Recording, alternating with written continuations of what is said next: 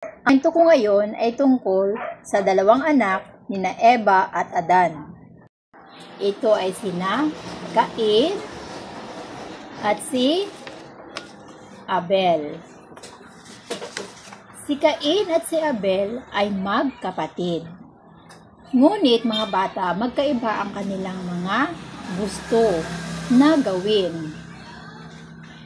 Si Cain ay mahilig magtanim ng mga halaman o magbungkal ng lupa, habang si Abel naman ay mahilig mag-alaga ng mga hayop.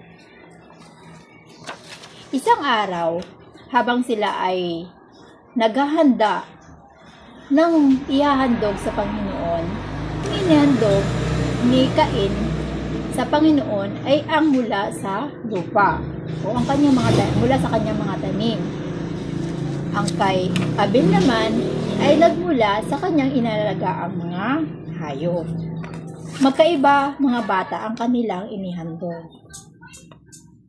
Alam nyo ba kung kaninong alay ang mas kinaluguran ng Diyos?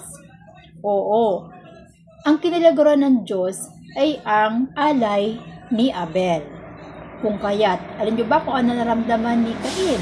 Siyempre siya ay nagalit. Ngunit ito ang sinabi ng Diyos kay Cain. Bakit ka magagalit? Kung alam mong tama ang iyong ginawa, dapat mo itong tanggapin at maging masaya.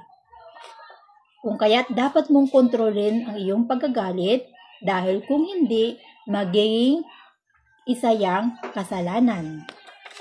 Ang nakakalungkot mga bata ay hindi sinunod ni Cain ang sinabi ng Diyos. Sila ay nasa bukid mga bata, ay pinagbuhatan ng kamay ni Cain ang kanyang kapatid na si Abel hanggang sa kanya itong napatay. Okay? Isang tinig ang nagmula sa Diyos na tinatanong si Cain, Cain, nasaan ang iyong kapatid? At alam niyo ba kung anong sagot ni Cain? Ewan ko. Ako ba ang tagapag-alagan ng aking kapatid? Ngunit ang sagot ng Diyos mga bata, narito ang dugo ng iyong kapatid, dumaraing mula sa lupa. Dahil sa iyong ginawa, ang sabi ng Diyos, ikaw ay sinumpa na ang lupa na iyong binubungkal ay hindi na magbibigay pa ng magandang ani. At ikaw ay magiging palaboy-laboy kahit saan. Kung kaya nga mga bata, si Cain ay naging isang palaboy-laboy.